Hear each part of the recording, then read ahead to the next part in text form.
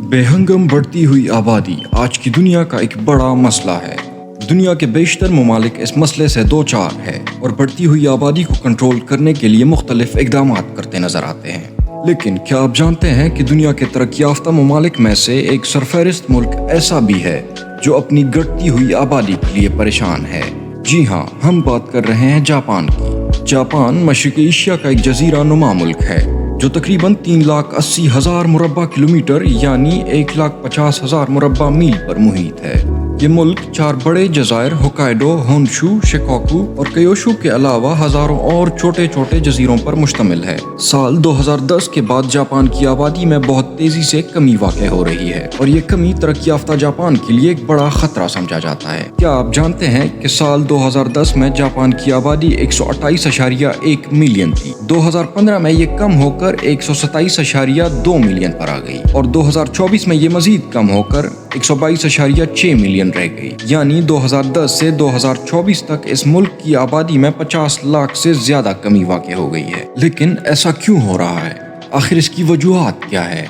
इसकी बड़ी वजह यह है कि जापान में शरह पैदाइश यानी बर्थ रेट इंतहाई कम है। साल 2023 में फी 1000 अफराद शरह पैदाइश सिर्फ 7.013 रही, जबकि शरह अमवात 11.523 रही। इसका मतलब यह है कि साल 2023 में हर 1000 अफराद में से सिर्फ 7 बच्चों की पैदाइश हुई और 11 अफराद की अमवात वाक़ हुई। रहन सहन के ज्यादा अखराजात बच्चे पैदा करने में एक बड़ी रुकावट है और साथ साथ बहुत ज्यादा घंटों तक काम करने का कल्चर भी बच्चों की पैदाइश में एक अहम रुकावट है। यानी लोग इतनी मसरूफियत के शिकार है कि शादी और बच्चे पैदा करने के लिए उनके पास वक्त ही नहीं है। और आपको बताता चलूं कि जापान में औरतें औसतन 31 साल की उम्र में पहले बच्चे को जन्म देती है। इससे जाहिर होता है कि उनके यहाँ देर से शादी करने का कल्चर है। जापान में बहुत से उम्र रसीदा यानी बूढ़े लोग मौजूद है।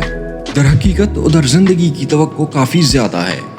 साल 2023 में जापान में जिंदगी की तवक्को 85 साल रही, यानी लोग लंबी और सेहतमंद जिंदगी गुजारते हैं। जापान की कुल आबादी में से 11.5% लोग 14 साल तक के हैं, 58.5% लोग 15 से 64 साल के दरमियान हैं, 30.1% लोग 65 साल या इससे ज्यादा के हैं। कुल आबादी में से 10.8% लोग 80 साल या इससे ज्यादा उम्र के हैं। मतलब हर 10 लोगों में से एक की उम्र 80 साल या इससे ज्यादा है।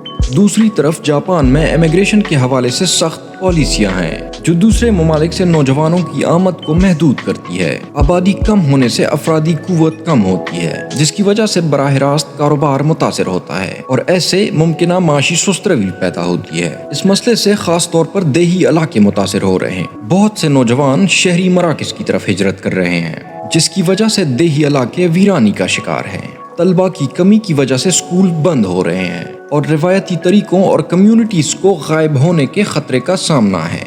इस सूरत हाल को देखते हुए जापान की हुकूमत फ़ाल तौर पर हल तलाश कर रही है। खानदानों की मदद के लिए पॉलिसियां जैसे बच्चों की देखभाल के लिए सब्सिडी और वालिदैन की छुट्टी को बढ़ाया जा रहा है। मजीद नौजवान कारकुनों को लाने के लिए इमिग्रेशन बढ़ाने के बारे में भी बातचीत हो रही है। चूँकि अफरादी कुव्वत कम है, इसलिए जदीद टेक्नोलॉजी जैसे रोबोट्स और AI को मजदूरों की कमी को पूरा करने के लिए मुख्तलिफ शोबों में जम किया जा रहा है, यहाँ तक कि बूढ़े लोगों की देखभाल में भी। जापान की आबादी में कमी एक बड़ा मसला है जिसके वाज़ेह असरात हैं और जापान हल तलाश करने के लिए कोशां है। जापान की कहानी हम सबको हमारे माशरों के मुस्तकबिल के बारे में एक बेहतरीन सबक फराहम कर रही है।